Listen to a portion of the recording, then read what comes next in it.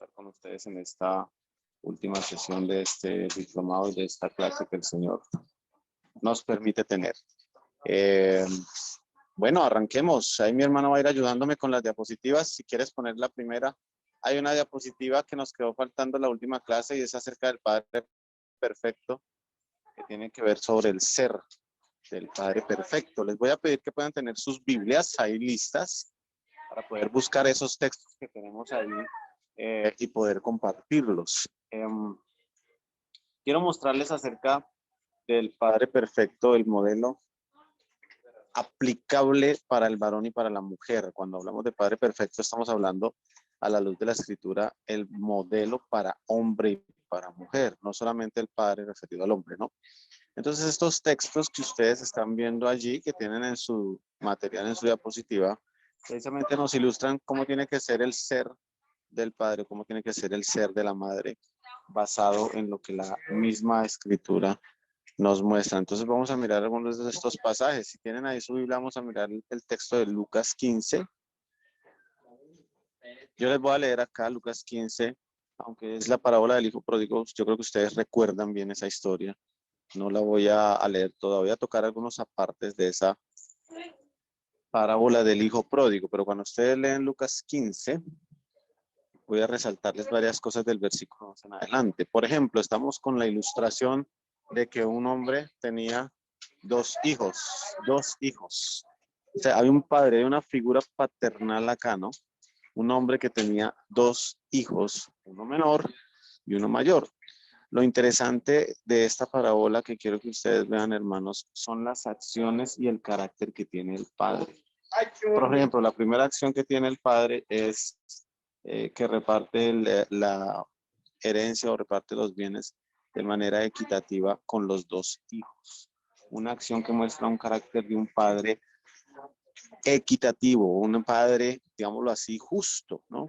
Porque una pregunta que nos podemos hacer ahí es, ¿por qué el padre le comparte la herencia no solamente al hijo menor, sino al que estaba en la casa también, ¿verdad?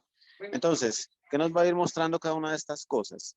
Que el padre y la madre de hoy deben ser un padre y una madre con un carácter igual, equitativo con sus hijos. Dice la palabra que él le repartió los bienes a los dos, o sea, no dejó a ninguno por fuera, ni tuvo preferencias con ninguno, ni tampoco, digámoslo así, que fue injusto con el que se quedó en la casa y no le dio su parte porque no se iba, sino que se la dio, ¿no? La otra parte que ustedes ven de la parábola, cuando el hijo pródigo se va, y después de haber derrochado y haber hecho todo lo que hizo, según lo que conocemos en la parábola del hijo pródigo, de haber malgastado en la ciudad donde se fue o el lugar donde fue, quiso volver. Aquí hay otra segunda acción y otra segunda aspecto que nos muestra el carácter del padre, y es un carácter del padre misericordioso, un padre que recibe a sus hijos sin importar, en este caso, el error o el pecado que cometió. Esta acción y este carácter del padre, ustedes dirán, pero es algo un poquito complicado, pastor, porque pues hoy podemos tener hijos rebeldes o las familias pueden tener hijos rebeldes, hijos que no obedecen o no pagan conforme a lo que los padres hacen. Pero a pesar de eso, el padre del hijo pródigo, si ustedes ven, es un padre que tiene una acción y tiene un carácter de recibir, de misericordia con su hijo. Entonces, segunda característica del padre de la parábola del hijo pródigo para nosotros en nuestra acción como padres y madres. Un padre que recibe y extiende a misericordia a sus hijos. Creo que es algo que se ha perdido mucho en algunos casos. Ahora, recuerden que la misericordia y el recibir al hijo pródigo no fue un asunto de querer o de haber acreditado su pecado o su maldad. No fue un asunto más de recibirlo para restaurar, ¿no? Otra parte que ven más adelante es la celebración que hace el padre con el hijo pródigo. ¿Recuerdan? Dice en el versículo 22 que le sacó vestido, anillo, calzado, mató el becerro más gordo y empezaron a tener fiesta. Esto me muestra otra acción y otro carácter del padre y de la madre hacia nosotros, que es aplicable para nosotros hoy. Y es precisamente la acción de dar lo inmerecido o de dar lo que no se merece. El hijo pródigo no merecía esa celebración, no merecía esa fiesta, no merecía ese halago, no merecía ese reconocimiento, pero el padre se lo dio. El padre fue un padre que se extendió a gracia. Recuerden que gracia es recibir lo que no merecemos. Entonces, otra parte de la acción y de carácter del ser del padre que hay que rescatar hoy en los hogares, en las familias, es esa acción de la gracia, de dar lo que no se merece. Nuestros hijos, tal vez a nuestra justicia no se merezcan muchas cosas que nosotros podemos o debiéramos darles, pero el Señor nos llama a darles también de gracia lo que no se merece, ¿no? Lo que no se merece. Y una última acción de esta parábola del hijo pródigo es la última que el padre tiene con su hermano mayor. Ustedes ven en la última parte de la parábola, el hijo que estaba en la casa se enojó y no quería entrar, se indignó por lo que el padre había hecho. Esa es una leve muestra del hijo mayor de este padre. Hermanos, es una leve muestra precisamente de que él no le pareció justo lo que el papá estaba haciendo en su carácter y en su acción. Pero aún así el padre lo hizo y lo desarrolló. Entonces, ¿qué hizo el padre con el hijo mayor? Estaba en el campo trabajando y no estuvo de acuerdo con lo que hizo con su hijo menor. El padre también, digamos que extendió a amor y a renovar su relación, la relación de su hermano con su hijo pródigo. Esa es otra acción y otra parte del carácter del padre que nos deja ver esta parábola. Eso en cuanto a Lucas 15, del 11 al 32. Si ustedes pueden mirar el texto de Marcos, por favor, allá en sus Biblias. Marcos capítulo 1. El versículo 11. Voy a leerles acá. Marcos 1, 11. Esta es otra parte que nos va a mostrar también algo más acá. Y vino una voz de los cielos que dijo: tú eres mi hijo amado, en quien tengo complacencia. ¿Qué nos muestra esta acción de Dios Padre con Jesucristo? Una afirmación. Una de las cosas que hace falta mucho hoy en el carácter de los padres, amados hermanos, es la afirmación de los padres hacia los hijos. Reconocimiento en los hijos, afirmación en los hijos. Vamos a decir que lo que el Padre dice aquí de Jesús es: tú eres mi hijo, primero lo afirma en identidad, en quien tengo complacencia, y luego lo afirma en lo que él es. Tú eres mi hijo, pero también me complazco en quien eres tú. Es una de las cosas que afirma mucho la relación de hogar hoy, es entender que como padres estamos llamados a afirmar a nuestros hijos. Desde temprana edad, desde, digamos, las edades más de niñez, de preadolescencia, siempre es importante afirmar a nuestros hijos, que eso es algo que vemos también que el padre en este caso nos muestra con este texto. Si quieren mirar, por favor, el texto de Santiago 1.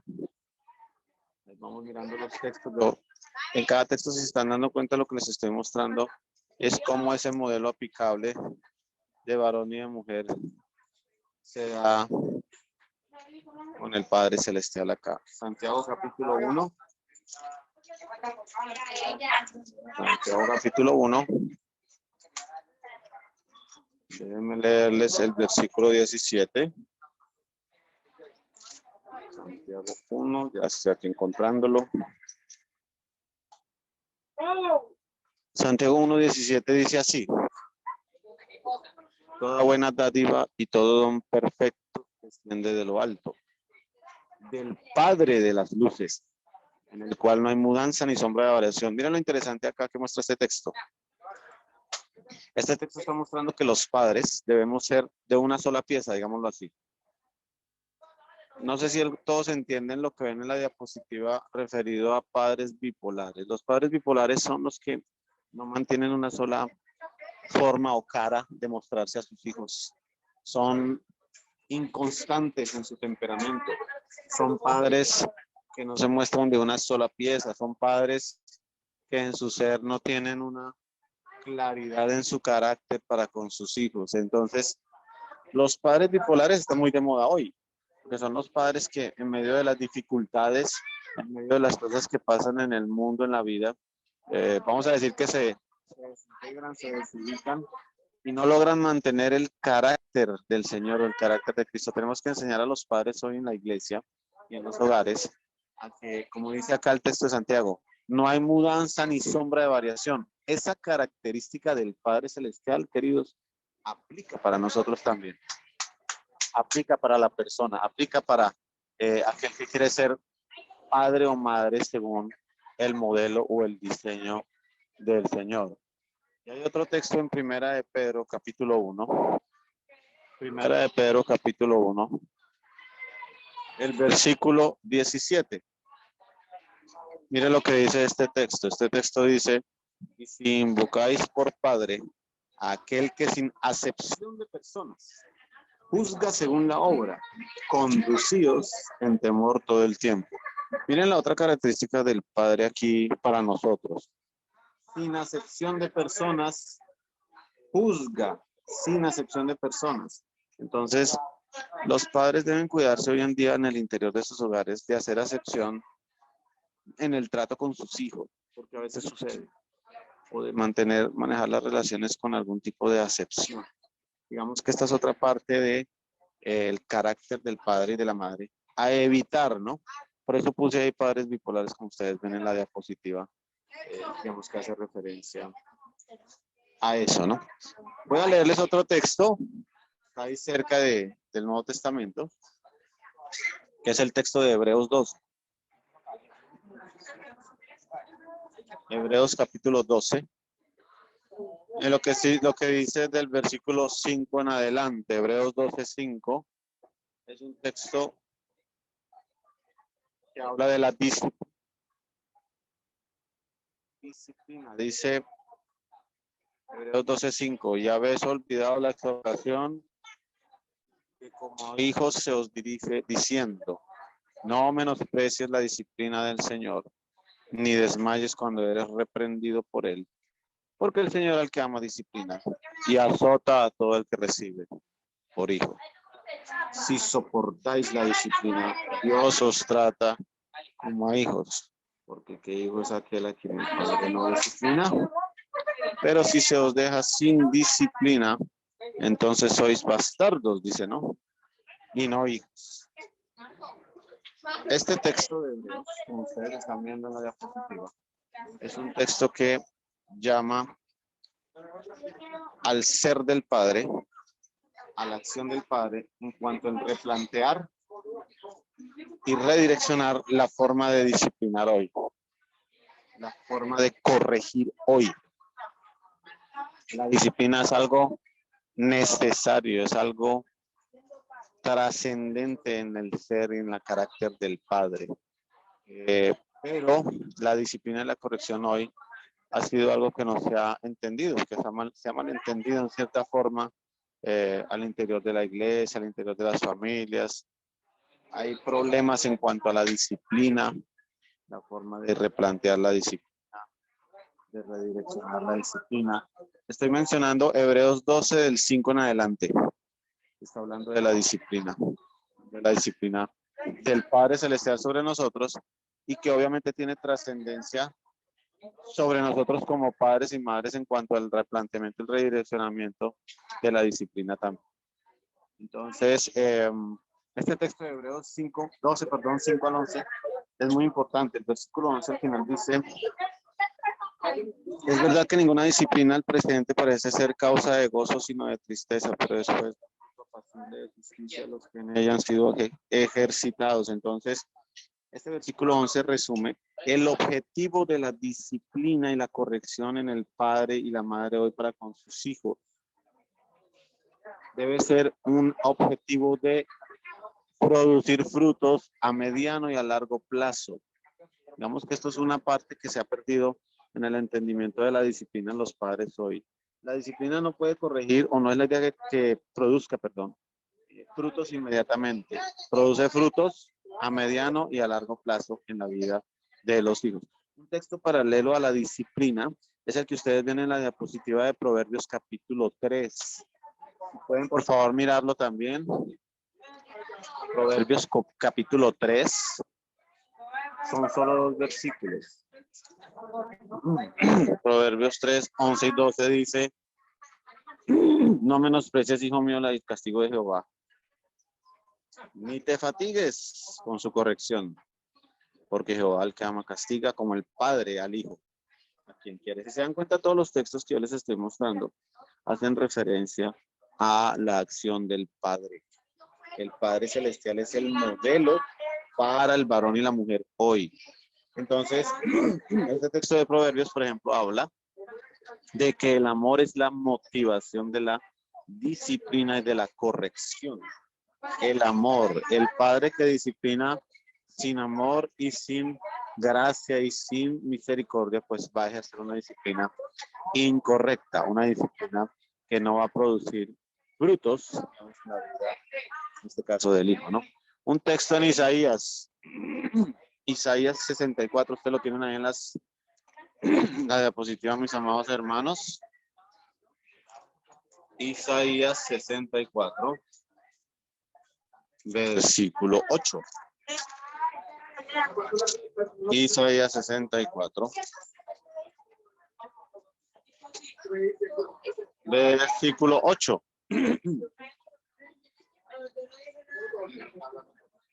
Miren lo que dice este versículo, Isaías 64, 8. Ahora pues, Jehová, tú eres nuestro Padre, nosotros barro, y tú el que nos formaste. Así que obra de tus manos somos, todos nosotros. Este texto habla de dos cosas, formar y forjar. Este pasaje dice esto, hermanos, que nuestro Padre fue el que nos formó. Y obviamente esa es una acción que solo la da Dios. Él nos dio la vida. Pero nosotros como padres tenemos que formar a nuestros hijos. Nosotros tenemos la responsabilidad, el padre tiene la responsabilidad, la madre tiene la responsabilidad de formar a sus hijos, de levantarlos en temor a Dios y también de forjarlos. Forjarlos en el Señor es impulsarlos, animarlos a que honren al Señor, animarlos a que entiendan su ley y su palabra, animarlos a que vean el modelo de Dios en ellos mismos. Formar y forjar son dos palabras que ese texto de Isaías nos está dando para aplicar en el ser. Recuerden que estamos hablando del ser del Padre, el modelo aplicable para padre y madre. ¿Ok? Déjenme leerle otro texto ahí en Isaías, por favor, que ustedes tienen ahí en la diapositiva, Isaías 63, versículo 16. Ya que estamos ahí en Isaías, miremos el otro texto de Isaías 63. El versículo 16 dice lo siguiente: pero tú eres nuestro Padre. Si bien Abraham nos ignora e Israel no nos conoce, tú, oh Jehová, eres nuestro Padre y nuestro Hacedor, nuestro Redentor. Perpetuo es tu nombre. Este texto también es bien bonito porque este texto de Isaías 63, 16, si ustedes se dan cuenta, está hablando de la figura del Padre en el trato que tuvo con el pueblo. Redentor, un Padre que redimió, un Padre que no ignora.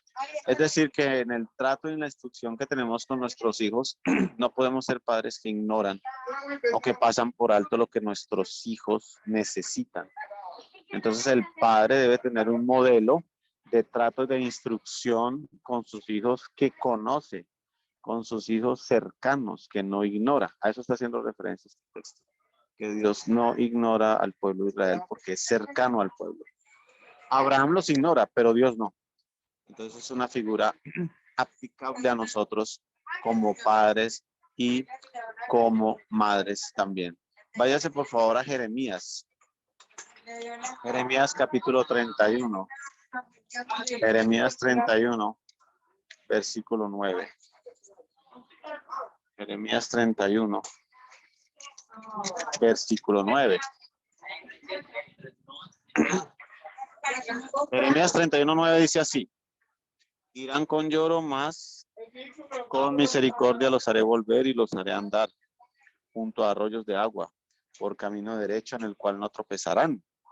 Porque soy Israel, soy a Israel por padre, y a Efraín es mi primogénito. Esto hace referencia a la consolación del Padre sobre el pueblo.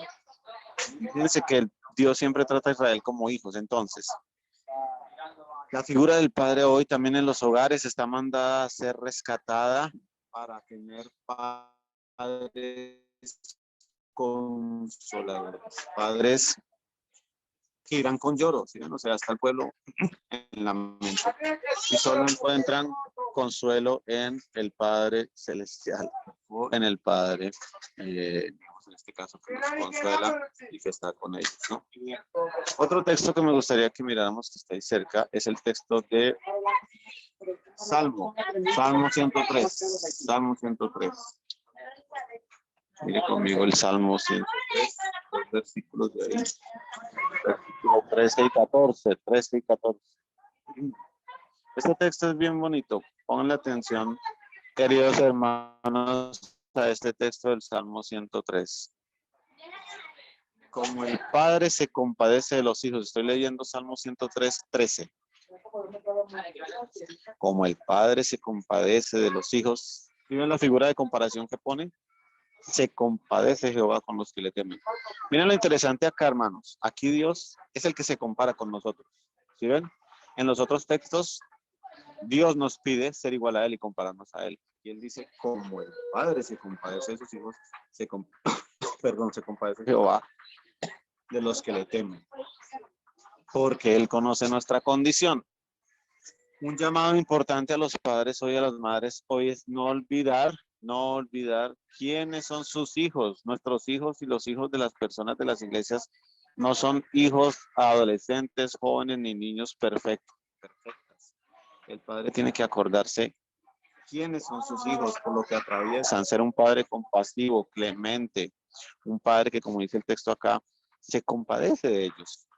Es decir, a veces los padres exigen a los hijos cambios, conductas, sin tener en cuenta que todavía siguen siendo hijos, pues hasta determinada edad. Pero esto es parte, del modelo aplicable que nos pide el Señor hoy acá para nosotros, en este caso para enseñar para aplicar. Vamos a mirar otro texto más de este grupo de textos, porque este texto yo se los dejo a ustedes, es muy importante que ustedes los puedan mirar.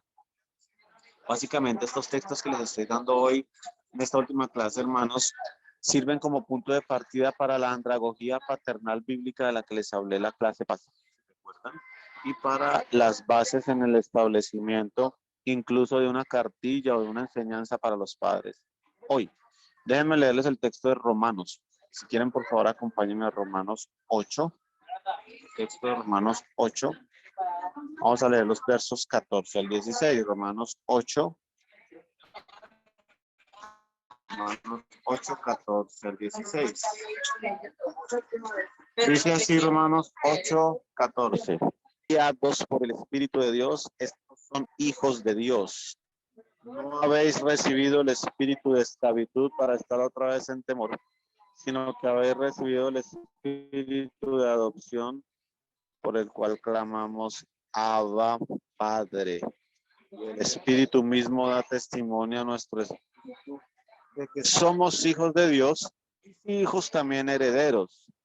Entonces, fíjense acá, este texto básicamente lo que nos está dando de luz a nosotros desde la figura paternal de Dios es que nosotros somos los que engendramos nuestra paternalidad, cosas buenas o malas en nuestros hijos también en cierta parte. Es decir, si ustedes miran bien el texto, dice que los que son guiados por el Espíritu de Dios son los hijos de Dios. Es decir, que los que han recibido el espíritu de libertad, no de esclavitud. O sea que la paternalidad debe engendrar en nuestros hijos libertad.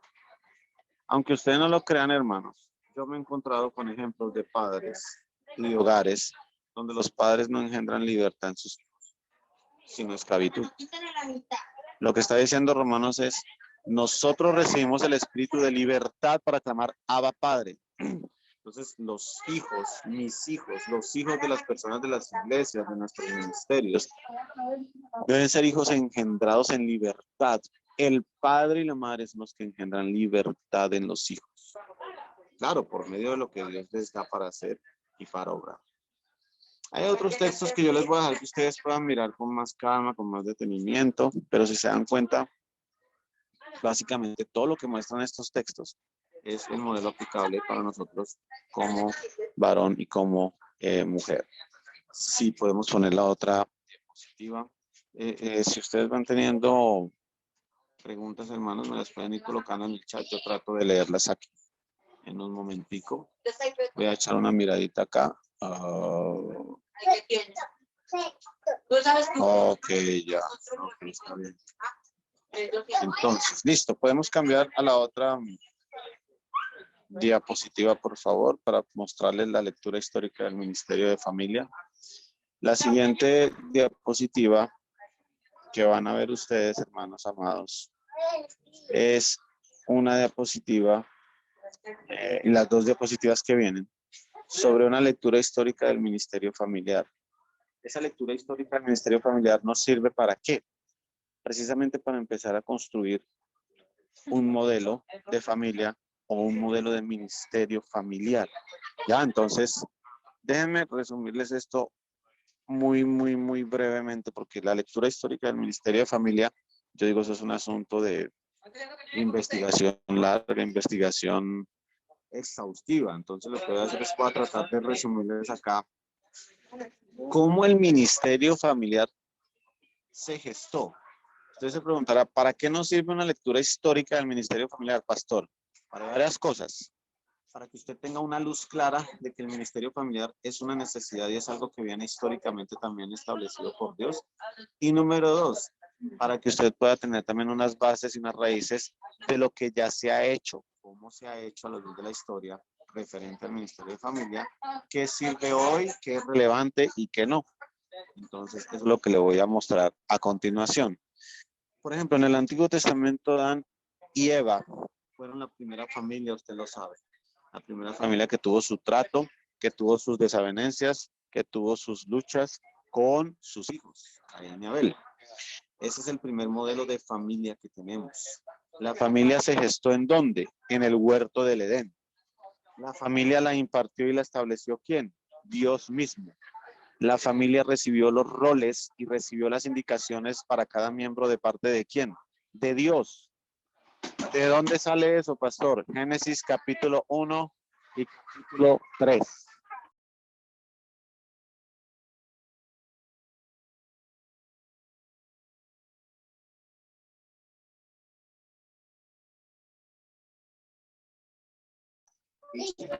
Ya estaba aquí arreglando una cosita. Entonces, primer modelo de familia de padres, Adán y Eva. En el trato de sus hijos, yo les hablé un poquito también de algunas parejas la clase pasada. Pero, ¿dónde surge? Si ustedes le preguntan, ¿dónde surge el ministerio de familia? En Adán y Eva. ¿Quién lo estableció? Dios. ¿Quién ministró a la familia? Dios. Porque recuerden que cuando Adán y Eva cayeron en pecado, ¿quién los ministró y quién los restauró y quién los vistió? Dios. Entonces, el primero interesado en familia, el primero interesado en restaurar las relaciones familiares y en sanar fue Dios. ¿Ya?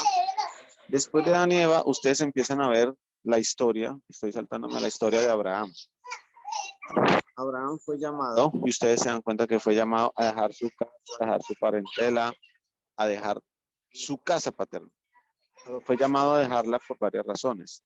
Por las razones de la idolatría, del paganismo, pero también por las razones del llamado de Dios.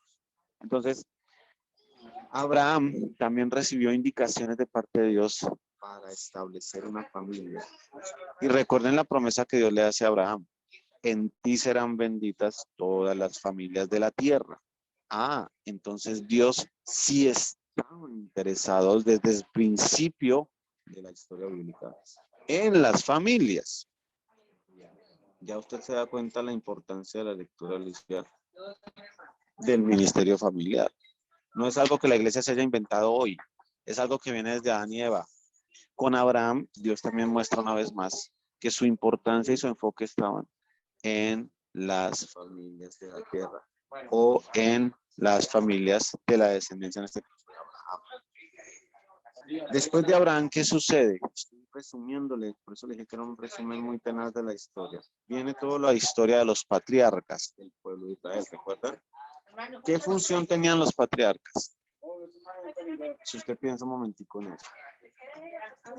Los patriarcas tenían la función de recibir lo que Dios daba para la familia y de extenderlo en sus familias. Es decir, escuchen esta parte importante acá, mis amados hermanos, que el patriarcado en la Biblia, en la historia bíblica, fue la primera herramienta que Dios usó desde Abraham para establecer el modelo de funcionamiento dentro de la familia. Cuidado con entender el patriarcado como se ha malentendido hoy, hermanos, y eso es una idea que se ha metido mucho por el machismo en la generación de hoy. El patriarcado bíblico no es machista, porque el patriarcado bíblico fue una figura que Dios usó en su tiempo. ¿Para qué? ¿Quiénes eran los patriarcas? Cuando usted le pregunten esto, piensen en Abraham. Abraham fue un patriarca, ¿por qué? Porque recibió la promesa de Dios, recibió el llamado de Dios y tenía la responsabilidad de extenderlo a su familia y al resto de familias. Sí, me hago entender. El patriarcado fue, vamos a decirlo así, la primera forma en que Dios, después de Adán y Eva y de Abraham, empezó a usar para extender su voz a la familia del pueblo. Entonces el patriarcado, no estoy diciéndole que hay que usar el patriarcado hoy, no estoy hablando de eso. Estamos haciendo una lectura histórica. ¿Cómo se empezó el ministerio familiar en el pueblo? Con los patriarcas. El patriarca era el responsable de su familia, acuérdense, de llevar la ley, de establecer la ley, de levantar al pueblo, de guiar a sus hijos. Eso es muy importante, hermano. Eso es súper importante. Entonces, esto digamos en cuanto al Antiguo Testamento. Otra parte del Antiguo Testamento, cuando ustedes ven, es el Pentateuco. Todo el Pentateuco nos narra la historia de la conformación del pueblo. Cómo se conformó el pueblo de Israel por tribus, por clanes y por familias. Y si ustedes están viendo la diapositiva, aquí empezó el ministerio de familia a establecerse con una responsabilidad impartida y compartida. ¿Cómo así? Dios dividió el pueblo en tribus. ¿Por qué lo dividió en tribus? ¿O cómo se conformaba cada tribu? Las tribus, las 12 tribus de Israel, estaban conformadas cada tribu por clanes. ¿Y cómo estaban conformados los clanes? Los clanes estaban conformados por familias. Entonces, en cada tribu había una cabeza, ¿verdad? Había un grupo de ancianos que dirigía esa tribu, ¿verdad? Pero en cada clan que conformaba la tribu también había otra cabeza que representaba ese clan. Y en cada clan, con las familias que había una cabeza por familia. Entonces se dan cuenta, familias con cabezas que integraron clanes, clanes con cabezas que integraron tribus. Entonces, la responsabilidad era impartida, ¿por qué? Porque Dios impartía su palabra. En este caso, Moisés. Tengan en mente a Moisés. ¿Moisés quién era? El líder principal del pueblo, ¿verdad? Entonces Moisés, Dios, impartía a Moisés su palabra, su ley. Él la impartía a los jefes de tribus y los jefes de tribus debían impartir eso a los jefes de clanes. Y en su defecto, los jefes de clanes a las cabezas de familias. Así se mantenía o empezó a funcionar el ministerio de familia en el pueblo. Por eso se llama responsabilidad impartida por Dios, pero compartida por las cabezas de las tribus, de los clanes y de las familias. Vamos mirándolo bien ahí, ¿verdad? Si hay alguna acotación o pregunta sobre esto que está explicando, me lo pueden ir colocando ahí en el chat sin ningún problema. Luego viene la parte de los profetas. Estoy tratando de resintetizarles mucho esto, porque esto, como les digo, esto sería casi una materia de seminario, hermanos, que yo les estoy explicando. Entonces, los profetas. Cuando llegaron los profetas, ustedes saben que el pueblo entró en la época de la monarquía, ¿verdad? La monarquía se estableció como un modelo, vamos a decir, de los pueblos que vean ese tiempo. Y con la monarquía ustedes saben que en los libros de los profetas mayores y menores se empezó a dar la mezcla de la contaminación del pueblo, la mezcla de las costumbres, ¿verdad? ¿Se acuerdan? La mezcla de todo lo que ellos hacían por la misma ejercicio de la monarquía. ¿Para qué salió el profetismo en el pueblo de Israel? El profetismo en el pueblo de Israel era el que se encargaba de llamar al pueblo y al rey a volver a la ley. Entonces, en la época de los profetas, escuchen, hubo un cambio grande. Y el cambio grande fue ¿cuál? Fue que ya no estaba establecido sobre Moisés, tribus y clanes el ministerio de familia, sino el profetismo era el que llamaba a las familias del pueblo y al pueblo a volver al modelo de Dios, de la ley. Entonces el profetismo en medio de la monarquía fue el que desempeñó en cierta forma el ministerio familiar. ¿Se dan cuenta? Dentro del pueblo. ¿Por qué? Porque la monarquía diseminó lo que eran las tribus y digamos, las clanes ya. O sea, ya no había el principal cabeza del pueblo, era el rey. Pero el profeta es el que viene a levantar desde el rey hacia abajo, en las familias del pueblo, quiénes eran cuáles eran, perdón, los modelos para la familia. Ahora, cuando saltamos a los evangelios, cuando ustedes miran los evangelios en el Nuevo Testamento, figura de nuestro Señor Jesús, y miren lo importante aquí, hermanos, ojalá usted lo pueda subrayar, líder, pastor, que está escuchando esta última clase. Jesús viene a reivindicar a cada miembro de la familia.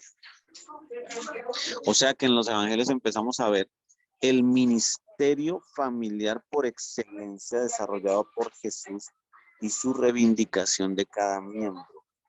Porque hasta acá, los fariseos y los escribas, los maestros de la ley, habían tergiversado la ley y habían tergiversado el modelo que Dios tenía en el pueblo de familias.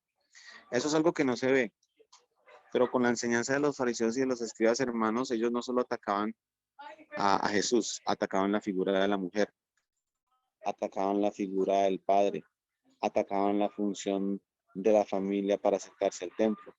O sea, ellos vinieron a dañar todo. Entonces Jesús viene y restablece.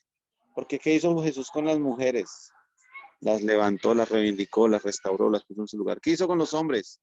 Les estableció también los 12 discípulos que él tuvo. Era una simbología de restablecer la figura, también en este caso masculina. ¿Qué hizo Jesús con los niños? ¿Ustedes se acuerdan lo que Jesús hizo con los niños cuando se acercaban a él? Deja que los niños vengan a mí porque ellos es el reino de los cielos. Los niños en las familias es muy importante. Jesús vino a reivindicar a cada miembro de la familia en oposición al modelo de los fariseos y de los escribas. Esto es muy importante, hermanos, porque para mí la historia del ministerio familiar a la luz de lo que hizo Jesús es el epicentro de lo que hay que rescatar hoy. Ahora, cuando usted pasa al libro de los Hechos, ¿usted qué ve en el libro de los Hechos? La transición de Jesús y de su ministerio al inicio de la iglesia, con Jesús a la cabeza, ¿no? Entonces, ¿qué pasa acá? Aquí ya entra la iglesia de Cristo como el Israel espiritual, escuchen esto, pero con unas bases y con una estructura ya en áreas eclesiales, porque ustedes leen en Hechos cómo empezó la iglesia, con familias de diferentes culturas y naciones, acuérdense. El evangelio fue extendido a culturas y naciones. ¿Cómo empezó la iglesia? Con diferentes contextos. Entonces, aquí el ministerio de familia en el libro de Hechos nos muestra que debe ser un ministerio transcultural, un ministerio intercultural, es decir, que se mete en la cultura y establece el modelo de Jesús para el papá, para la mujer, para los hijos, para el esposo, para la esposa. Si yo les preguntara, ¿dónde está el modelo en el libro de Hechos de ver la iglesia con bases y con estructura? Cuando usted lee en los últimos capítulos, las iglesias cómo fueron estructuradas, con profetas, con maestros, ya había ministerios. Entonces ya se habla de iglesia como tal, a lo que conocemos hoy. En Hechos, la familia sería siendo importante porque, ¿usted se acuerda cómo hacían al principio en Hechos? Se reunían en las casas, compartían el pan en las casas, o sea, al interior del hogar, al interior de la familia, era donde se levantaba la ley. Importante, ¿no le parece? Importante que el epicentro en Hechos de la reunión de la iglesia era el hogar, la familia, ¿se da cuenta? Entonces eso es súper importante, ¿no? Ahora, Ya voy a leer lo que están escribiendo. Cuando pasas a las cartas del Nuevo Testamento, tú te das cuenta que ya viene la institución de los roles. Cuando a usted le pregunten, hermano, hermana, pastor, líder, ¿dónde están los roles en la Biblia? Claro que están. Las cartas de Pablo, las cartas de Pedro, hablan de los roles del esposo y de la esposa.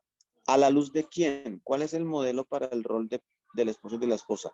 Jesús y su iglesia. ¿Y cuál es el modelo del rol de los hijos? Lo que establece Pablo, lo que establece sus cartas en cuanto al trato. Entonces, si se dan cuenta, ya en las cartas del Nuevo Testamento viene la institución de los roles de las relaciones familiares que se empezaron en el Antiguo Testamento. No se está demeritando porque recuerde que incluso Jesús mismo, recuerdan que Jesús mismo un día les dijo, ¿cómo fue hecho al principio? Dejará el hombre a padre y madre y se unirá a su mujer, varón y hembra.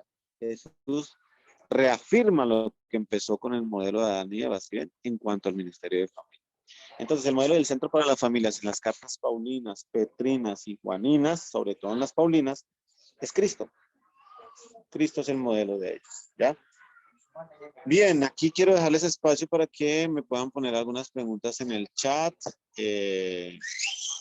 Si hasta acá tenemos algunas preguntas, pónganmelas por favor. En esta primera parte, en este primer bloque, vuelvo a excusarme con ustedes por la forma en que estoy transmitiendo hoy, pero bueno, aquí con la ayuda de Dios estamos haciendo lo posible. Pero ¿hay alguna pregunta? Me la pueden poner por favor en el chat sobre lo que estamos hablando hasta acá. Y pues ahí vamos contestando poco a poco todo esto que estamos viendo. Nuevamente, de verdad, gracias por su paciencia, por lo menos que me estén escuchando hoy. Lo importante es que me escuchen, no que me vean en la clase de hoy. Queridos, ¿alguna pregunta, algún comentario de lo que estamos viendo de esta lectura histórica?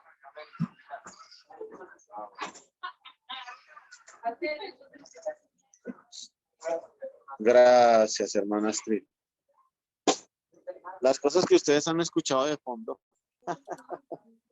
es porque, como dijo la hermana Leticia al principio, yo estoy en un campo, esto es campo, zona rural, entonces aquí se escucha de todo.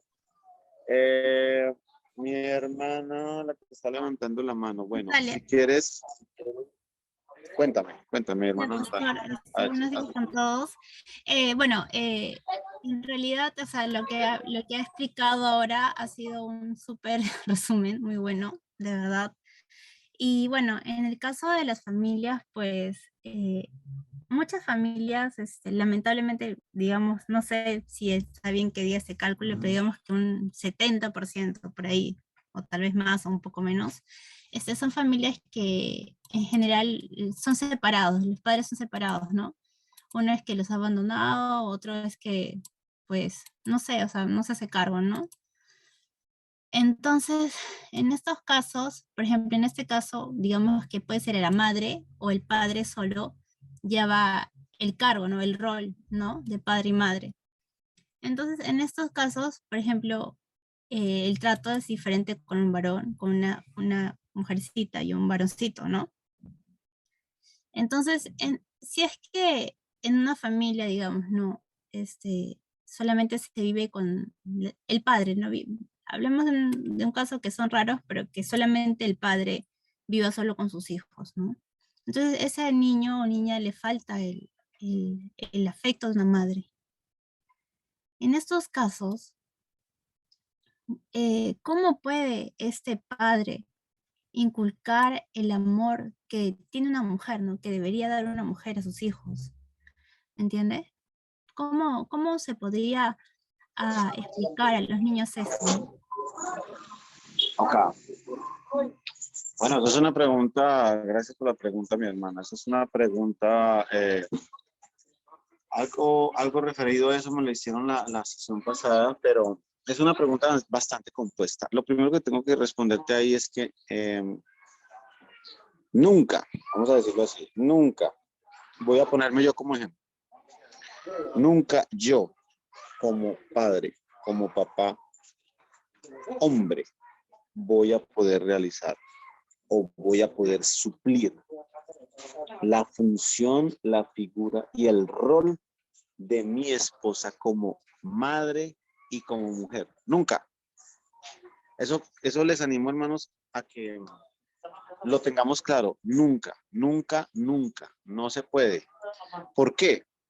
Por la sencilla razón de que si yo me abro a una posibilidad, escuchen esto, y esto que les voy a explicar es una de las bases fuertes que tiene la ideología de género.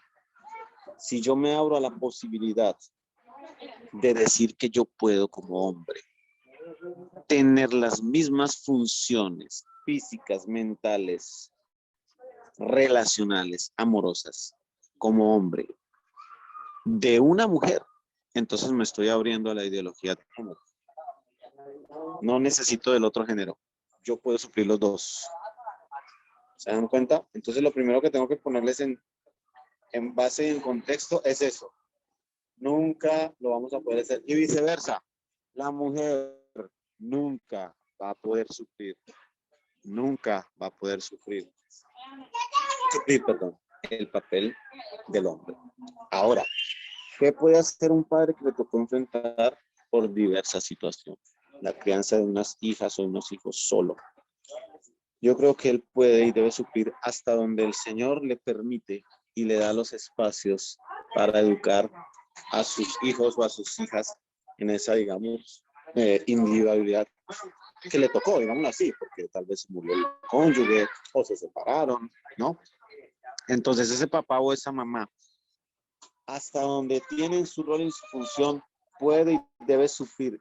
El otro faltante, y esto que les voy a decir de pronto les va a sonar muy, pastor, pero eso es obvio. No, pero tengo que decir, el otro faltante solo lo puede suplir el Señor.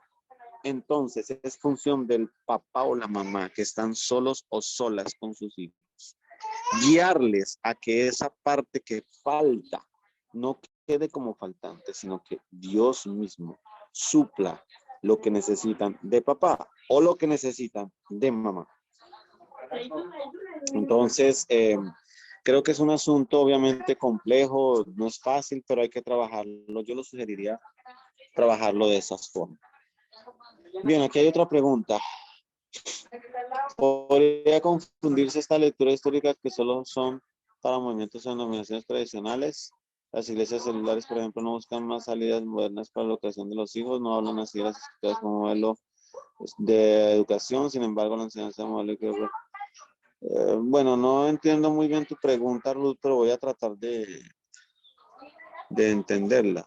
Esta lectura histórica que solo son para movimientos de denominaciones tradicionales, no, esta lectura histórica aplica para todos. Esta lectura histórica que yo les estoy haciendo y me falta una parte, es una lectura histórica bíblica. Entonces, creo que ya las iglesias celulares, digamos que tienen su enfoque y toda la causa, ¿no? Claro, eso ya es otra cosa lo que tú estás diciendo que en la práctica no se aplica. Es verdad, es verdad. Por eso ustedes están viendo hoy este modelo último que es cómo establecer ministerios de familia en sus iglesias. Y la primera forma es teniendo una lectura histórica bíblica del ministerio de familia. Precisamente por eso, ¿no? Porque es la Biblia la que nos da la luz para todo eso. Muy bien. Miren, por favor, la otra diapositiva y si nuestro amigo de audiovisuales me ayuda a poner la otra. La otra diapositiva nos deja ver la otra parte de esta lectura histórica. Ustedes me imagino que la tienen también allá en sus apuntes. Ahí él ya va a poner la otra diapositiva, pero yo se las voy leyendo. En la otra diapositiva, la otra parte de la lectura histórica empieza con los padres de la iglesia.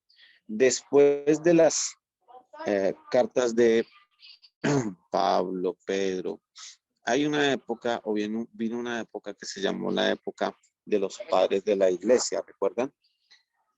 Esa época de los padres de la iglesia, ¿quiénes eran los padres de la iglesia? Los discípulos de los discípulos de los discípulos de los apóstoles. O sea, estamos hablando de Clemente de Alejandría y de todos estos padres de la iglesia. San Agustín, bueno, en fin, de todos estos. En esa época, vamos a decir que la iglesia sufrió una transformación. La época de los padres de la iglesia, porque ustedes recuerdan que fue una época algo turbia, donde hubo muchas disputas en cuanto a doctrinas falsas, herejías, la iglesia Roma, la iglesia cuando llegó Constantino, en fin, muchas cosas que nos empezaron a dar con los padres de la iglesia, pero en ese tiempo ya la estructura, en la época de los padres de la iglesia, hermanos, la estructura de la iglesia era la estructura, vamos a decirlo así, la hermana usó una palabra, tradicional, la estructura tradicional, donde todos se reunían en un solo lugar, todos hacían todos con todos, el ministerio era en conjunto. Luego viene la época de la Reforma, ¿recuerdan? Martín Lutero, Juan Calvino, Zwinglio. La época de la Reforma, ¿ustedes saben por qué se dio? Como respuesta a todo lo que había tergiversado la Iglesia católico-romana principal. Entonces ahí viene una reforma incluso al interior de la Iglesia en cuanto a sus ministerios. Recuerden lo que luchó Martín Lutero. Recuerden lo que plantearon los reformadores como Calvino, volver a la Biblia. Entonces, esta época de los padres de la Iglesia de la Reforma, que fueron muchos años, y ustedes lo pueden mirar, a investigar en Google, en los libros. Fue una época donde la Iglesia trató de desviarse, hubo divisiones, hubo cismas, pero precisamente porque una parte de la Iglesia tradicional quiso anclarse en una figura principal que fue la Biblia, la palabra de Dios, la doctrina de los apóstoles, pero la otra iglesia quiso anclarse en el papado y en todo lo que la iglesia católica romana estableció. Ustedes se acuerdan de esa parte de la historia. Después de eso yo voy a hacer un salto aquí grande porque, como les dije, estoy haciendo un resumen. Después de eso viene la época de la iglesia y la familia en los años 80. Yo voy a tratar de ilustrar esto en lo poco que pude conocer en la iglesia en Latinoamérica. La iglesia en Latinoamérica en la época de los 80 y la familia o el ministerio de familia en la época de los 80 era un modelo integrado y congregacional. Es decir, se trabajaba en el ministerio de familia o se ministraban las familias en el conjunto de la reunión general. O sea, no había un ministerio especializado en familia, no había un espacio especializado solo para no había un campo solo especializado para familia, no. Era un modelo, por eso dice ahí, modelo integrado congregacional. Se integraban a todas las familias, los niños, adultos, ancianos, jóvenes, todos en el mismo lugar, todos recibiendo lo mismo, ¿ya? Ya la iglesia y la familia en los 90, si ustedes se acuerdan, aquí en Colombia, en otras partes de Latinoamérica, empezó a segregar y el trabajo para la familia con lo que se empezó a hacer, como los festivales de familia, los primeros enfoques a los padres, a las madres en su crianza, los primeros congresos de hombría empezaron a hacer allá en Estados Unidos, en otros países se empezaron a reproducir aquí en Latinoamérica. Pero ¿qué implicaba eso? Lo que les estoy tratando de mostrar es que ya empezó a dársele desde los 90, finales de los 80, los 90, un enfoque en la iglesia latinoamericana a apuntar a la familia como tal y necesidades, tanto conyugales como de crianza de hijos. Eso es lo que estoy tratando de hacerles ver con esta explicación. Eso hacia los finales de los 80 y principios. Ya todos los 90, ustedes saben que eso cogió mucha fuerza, festivales de familia, de Billy Graham, de no sé qué, de estos ministerios, surgieron ministerios grandes que empezaron a apoyar enfoque a la familia, emisoras, programas, ¿verdad? Digamos que eso empezó a despertar o empezó a delinear en la iglesia latinoamericana la necesidad de enfocarse en el trabajo con las familias. Ya cuando usted ve la iglesia y la familia, hermano, en los años 2000, o sea, a finales de los 90, años 2000 hacia el 2015, ya usted va a ver entonces ministerios especializados en familias, en hombres, en mujeres, ministerios especializados en niños, en adolescentes, en jóvenes, fundaciones que querían dar apoyo a las familias también. Y del 2000 para acá se da un mayor énfasis a la familia y a sus miembros, es decir, que la iglesia se abrió a que eso no podía ser un modelo solamente trabajado congregacional, que tenía que tener su especificación. Y ya del 2015 hacia adelante, más o menos, pongo yo ahí hasta el año actual, traté de resumir el asunto. Ya la cosa ha pasado de ministerios especializados a trabajar con el esposo, con la esposa, sus relaciones familiares, cuando tienen hijos, cuando no tienen hijos, cuando tienen jóvenes, cuando no tienen jóvenes, ¿verdad? Ya se ha tratado de mezclar con el coaching. Ustedes ven ahí en la diapositiva. Actualmente se habla de ministerios de familias y se habla de coachings de familia, ¿no? Que digamos en ese sentido, ustedes si se dan cuenta de esta lectura histórica, el vuelco que ha tomado, ¿se acuerdan lo primero que les hablé en la diapositiva anterior? Adán y Eva y el modelo de Adán y Eva y lo que Jesús hizo, muchas cosas se han perdido. ¿Ya? Entonces, ¿cuál es el llamado? En este caso, para ustedes, hermanos, que son líderes, son pastores, incluso miembros de una familia. Y la hermana lo dijo ahorita en lo que escribió en el chat. Hay que volver a lo tradicional bíblico. Hay que volver al modelo tradicional bíblico para trabajar con las familias, con los hijos, con los esposos, con las esposas, con los padres. El modelo tradicional bíblico, ¿no? Entonces, cuéntenme qué opinan de este modelo o de esta lectura histórica. Ahí en el chat, por favor. ¿Cómo les parece? Yo sé que es una lectura histórica muy sintetizada, hermanos. Yo le estoy sintetizando acá siglos de historia en 2 diapositivas, pero uno de los quehaceres importantes del pastor y del líder hoy es aprender de la historia, sobre todo de la historia bíblica, en este caso, para el ministerio de familia, ¿verdad? Entonces, déjenme leer sus comentarios, hermanos, en el chat, por favor. ¿Cómo ven esta lectura histórica del ministerio de familia? ¿Qué les parece? ¿Qué opinan? ¿Cómo está el asunto? O si hay alguna pregunta también como para que vayamos a avanzar.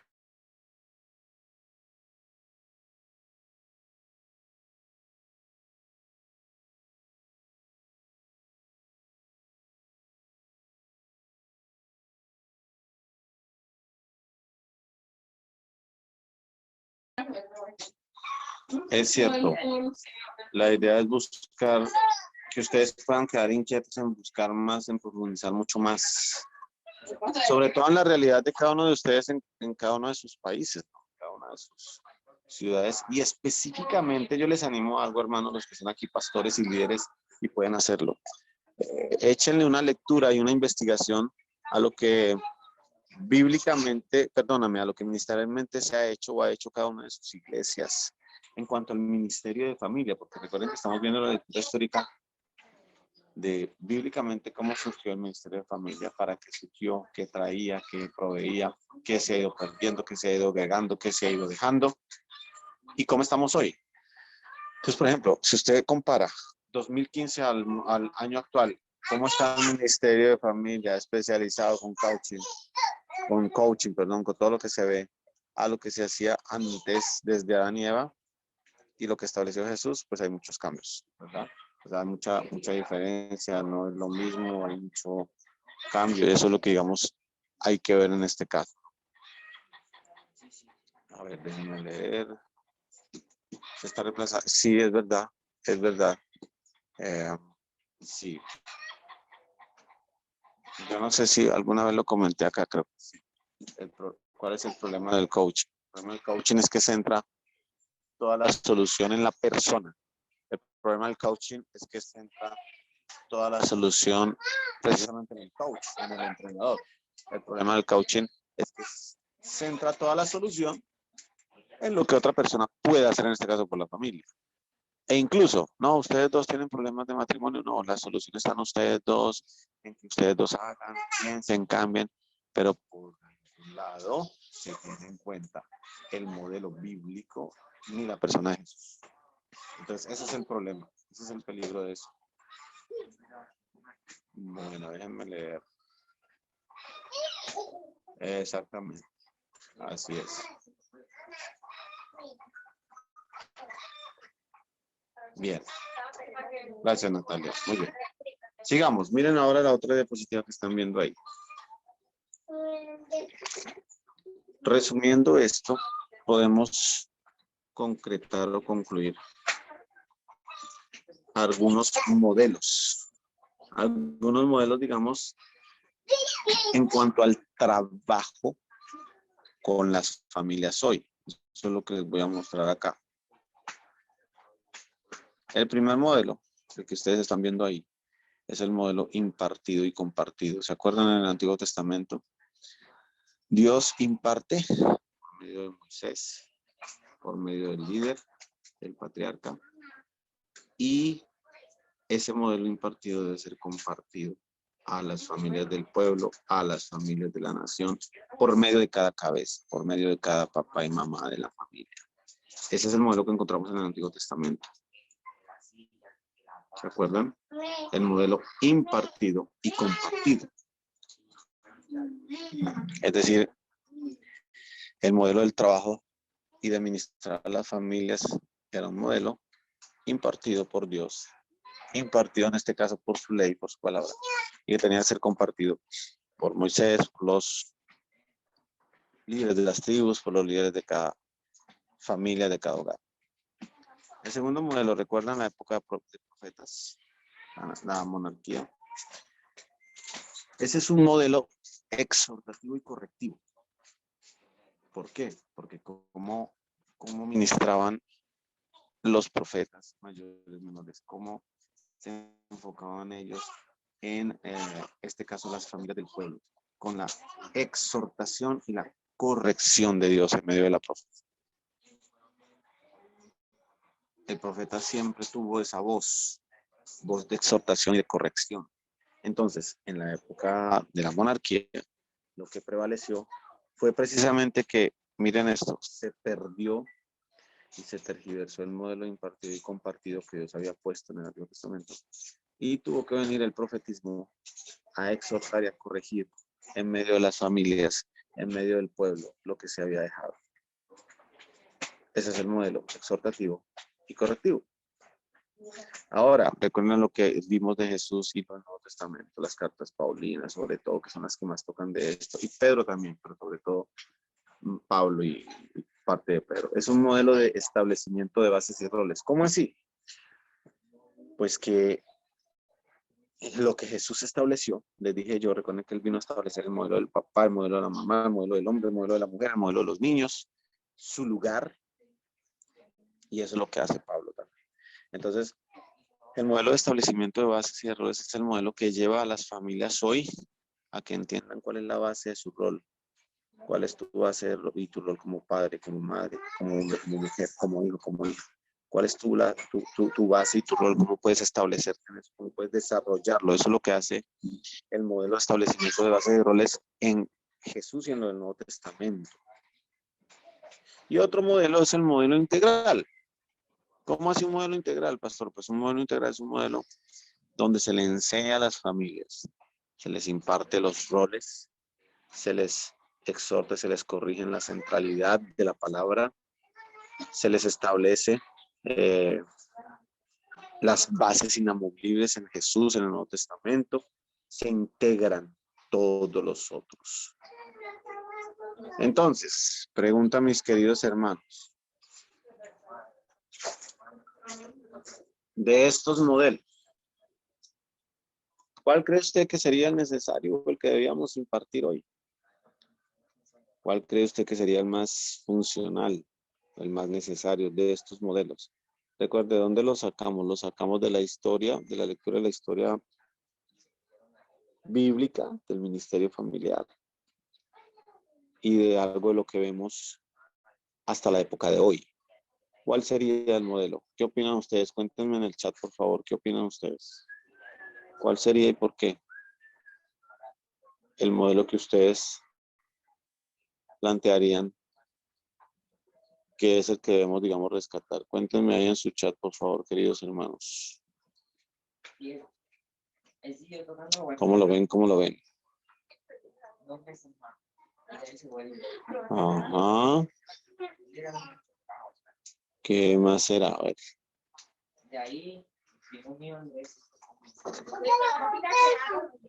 Ok. Modelo integral. El modelo de base sirve el modelo de Jesús. Muy bien. Sí. El integral. Ya, bueno, ahí me dijeron, hermana Ruth dice que por el contexto, ¿qué más será?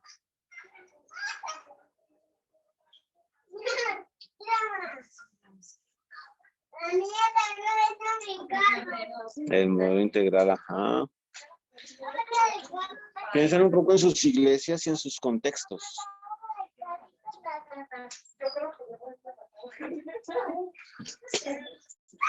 Todos estos modelos que ustedes están viendo, estos 4 modelos que yo les estoy planteando, amados hermanos, porque recuerden que el módulo de hoy era para ver eso también. Son modelos bíblicos, no lo olviden. Todos son bíblicos. Ok. Qué bonito. ¿Qué más será?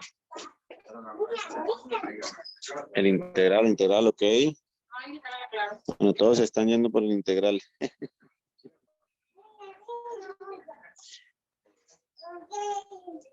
En la iglesia modelo impartido compartido, sí, también sirve.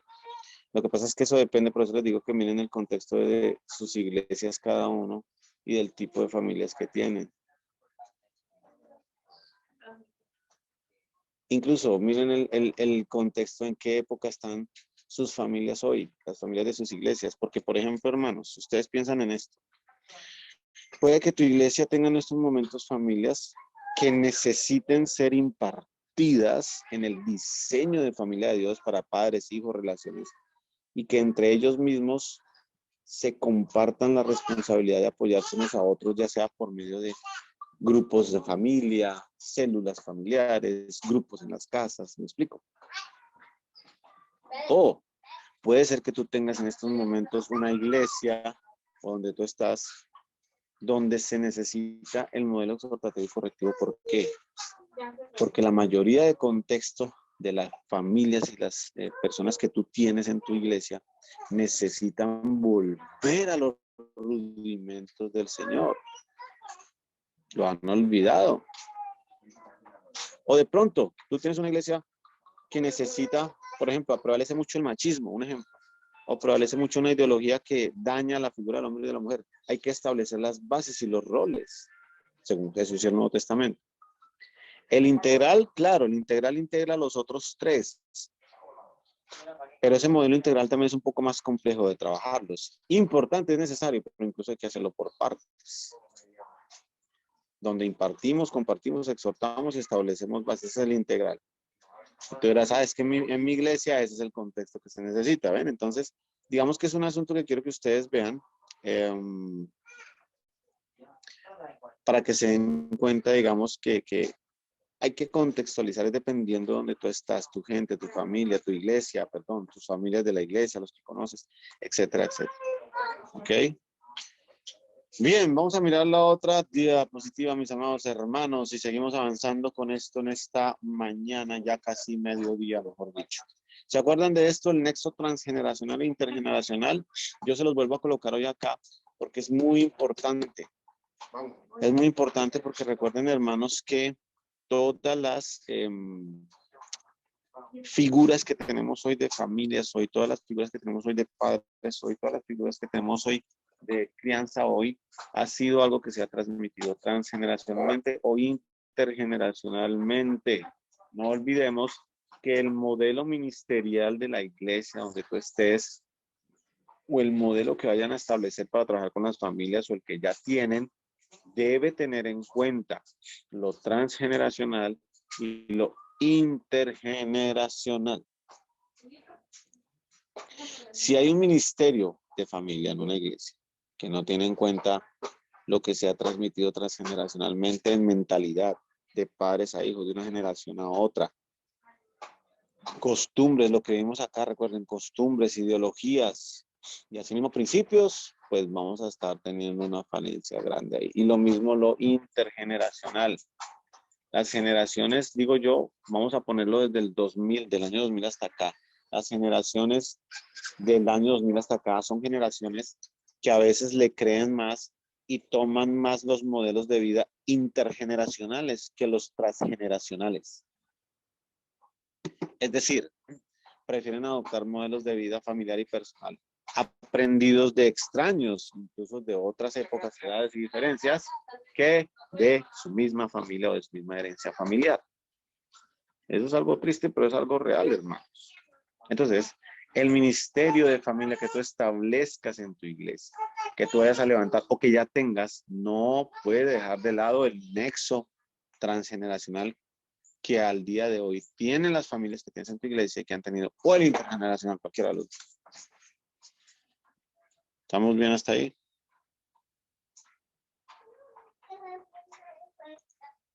Échenle una miradita siempre a eso del nexo transgeneracional e intergeneracional, porque es muy importante y es necesario. Hoy también, digamos, para lo que se está haciendo, ¿no? Bien, miremos la otra diapositiva, mis amados hermanos, que ustedes tienen ahí, sobre la importancia del contexto generacional familiar. Esto es muy importante. Esto es como un juego. Esto es como un juego que, digamos, vamos a tratar de jugar aquí mezclando generaciones. Fue lo que traté de hacer yo en esta diapositiva. Entonces, por ejemplo, el contexto generacional familiar, porque es muy importante. Cuando usted ve la historia del pueblo de Israel, nuevamente vuelvo a eso, usted se da cuenta que Moisés tuvo que trabajar con casi 4 generaciones diferentes del pueblo. Generaciones de padres y generaciones de hijos del pueblo. O sea, Moisés recibió la primera generación que fue ¿cuál? La que salió, vamos a decir, la que salió con el de Egipto, que era una generación de padres y una generación de hijos. Pero también Moisés tuvo que vivir y tuvo que levantar a la generación que nació, una generación que nació en el desierto y la generación que tuvo que ver tendida a sus padres en el desierto, ¿ya? Es decir, que la generación que salió de Egipto no fue la generación que entró a la tierra prometida, ¿ya? Fue la generación que quedó tendida en el desierto, fue la generación que no lograron ver, digamos, la tierra prometida, tal vez por su infidelidad, pero también por su problema, por su cambio de generación, por su cambio de vida, ¿verdad? Cuando hablamos también de Moisés y las generaciones de padres e hijos del pueblo, tengan en cuenta el texto de Corintios 10 que yo les leí en el primer módulo, ¿se acuerdan? Donde Pablo pone en ejemplo lo que los padres vivieron en el desierto y lo que los padres asumieron en el desierto, que no se puede olvidar. Entonces, el contexto generacional familiar es muy importante, no solo porque está a la luz de la historia del pueblo de Israel, sino porque básicamente la generación que salió de Egipto, digámoslo así, tuvo un contexto diferente a la generación que nació en el desierto y también tuvo un contexto diferente a la generación que entró a la tierra prometida. Y si le agregamos la generación que nació en la tierra prometida, tuvo un contexto diferente a los que salieron de Egipto, ¿ven? Entonces, el Ministerio de Familia hoy debe tener en cuenta el contexto, no solo social o cultural donde se encuentran las familias que van a administrar, sino el contexto generacional familiar, porque pueden haber mezclas de diferentes generaciones en las familias con diferentes contextos. Por ejemplo, miren los cuadros que están ahí. El primer cuadro a mi izquierda en la pantalla. Hoy tenemos familias que están conformadas por padres nacidos en los 40 y los 50, con hijos que han nacido en los 70, los 80. Usted me dirá si esos son dos diferentes contextos. El contexto de los padres de los 40, 50 y el contexto de los hijos 70, 80. ¿Es diferente? Totalmente. Pero tenemos familias así. ¿Ven?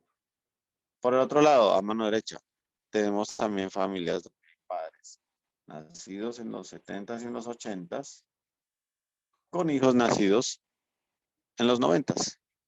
Entonces son padres de los 70 y 80 con hijos de los 90. Usted me dirá si son dos contextos diferentes. Totalmente no. Son dos contextos generacionales familiares diferentes. Diferentes a los del primer cuadro que le expliqué, ¿sí ven? Este primer cuadro es un contexto generacional familiar. Este segundo cuadro de la derecha es otro. El del centro gris dice, también tenemos hoy padres que han nacido en los 90, incluso en los 2000. Una persona que nació en el 2000 hoy tiene 22 años.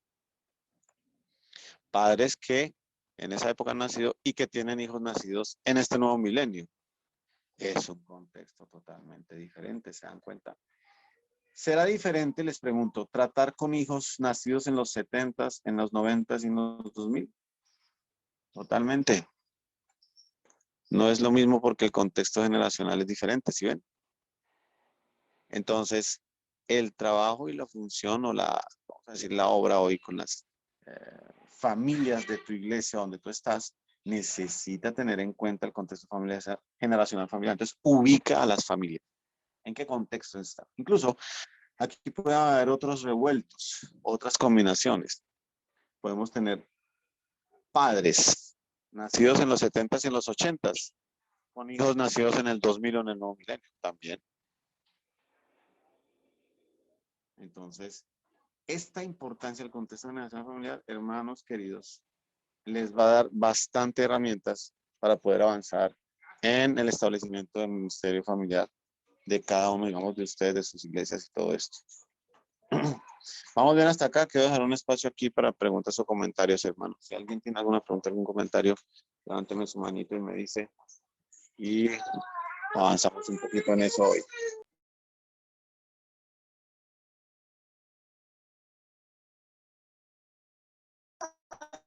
¿Alguien? ¿Alguna?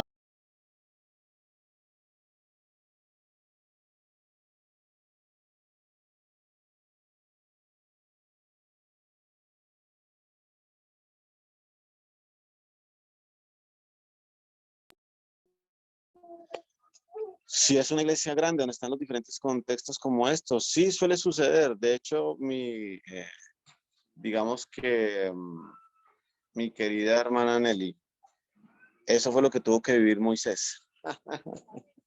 Moisés trabajó con un pueblo grande de diferentes contextos y generaciones revueltos. Y no solo eso, sino que también en medio de sus vivencias y de lo que ellos estaban tal vez experimentando, se evidenció esa diferencia de contextos. ¿Qué recomiendo yo? Los modelos que les acabé de explicar en la diapositiva anterior, ¿se acuerdan?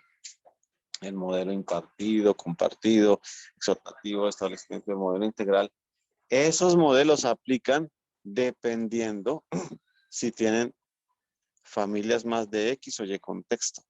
Yo ahí recomendaría obviamente que se use un modelo integral general, pero también habrá que subdividir o manejar alguna subdivisión de las familias donde con algunas haya que trabajar el impartido, el exhortativo o el establecimiento de bases. Una iglesia grande exige ministerios más estructurados, más subdivididos, para poder tener mayor efectividad y eficacia.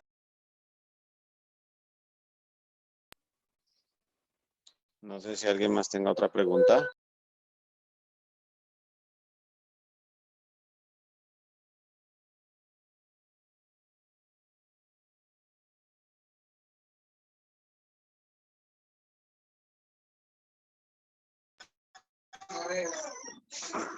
Muy bien. ¿Algún otro pregunta o comentario? Si no, entonces déjenme avanzar.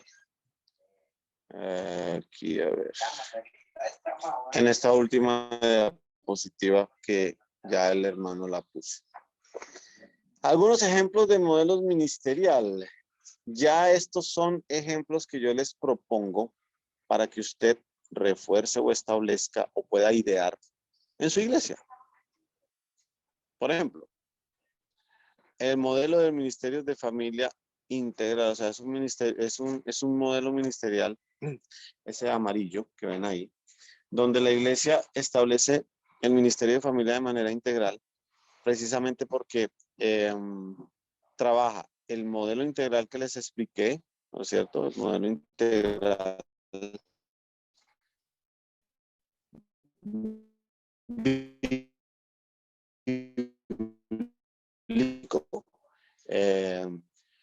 de la familia, papás, mamás, esposos, esposas, abre espacios para niños, abre espacio para adolescentes, abre espacio para mujeres, abre espacio para los hombres, abre espacio para las parejas, abre espacio para los incluso prematrimoniales.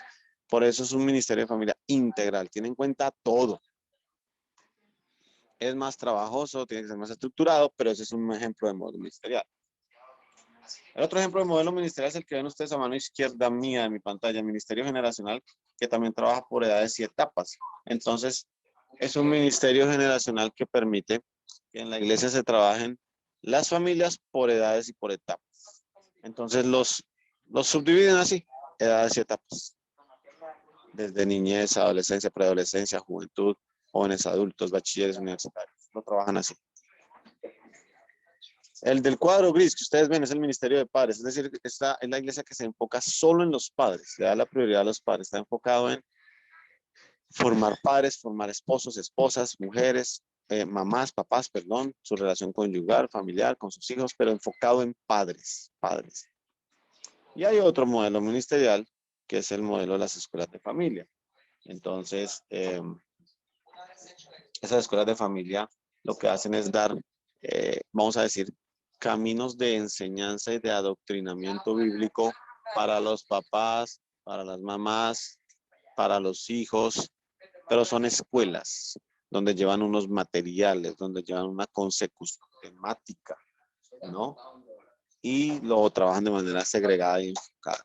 Digamos que son modelos muy generales los que yo les estoy planteando acá en esta parte, para que ustedes puedan tener, digamos, en cuenta. Y ya de ahí, con los modelos que les planteé bíblicamente, según la lectura histórica, poder establecer. El ministerio generacional que ustedes ven a mano izquierda es algo que ha sonado mucho hoy. Ese ministerio generacional en una iglesia se puede trabajar también con capacitaciones, con retiros enfocados en las edades y las etapas, pero eso el ministerio generacional exige líderes preparados en las diferentes edades. Ya el Ministerio de Familia Integral es el que el pastor trabaja toda la familia, todos en un mismo lugar, todos en una misma reunión, todos con todos, ¿me entiende? Y se pueden. Vamos a hacer una reunión de familias, vengan todas las familias, vamos a hacer una salida espiritual de familias, también las solo familias. Y ya el de padres, solo padres, y el otro enfocado y segregado por grupos. ¿Alguna pregunta sobre los modelos ministeriales, amados hermanos, para poder ampliar un poco?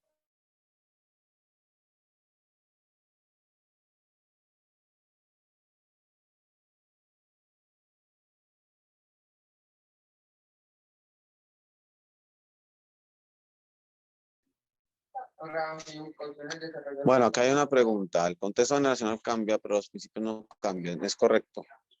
¿Los principios se pueden enseñar a todas las generaciones? Sí, los principios se deben enseñar, hermana Rosa. Los principios se deben contextualizar a cada generación, como lo hizo Moisés en Deuteronomio. Moisés fue un pastor de pueblo, pero fue un pastor de generaciones, fue un pastor de familias y fue un pastor de jóvenes. Muy bien, en mi iglesia tienen la línea generacional, compartimento de familia, atendemos consejería, reunión mensual, está bien, está bien. Es un modelo combinado de ese hermano Neri, está perfecto. Y también obviamente funciona ahí.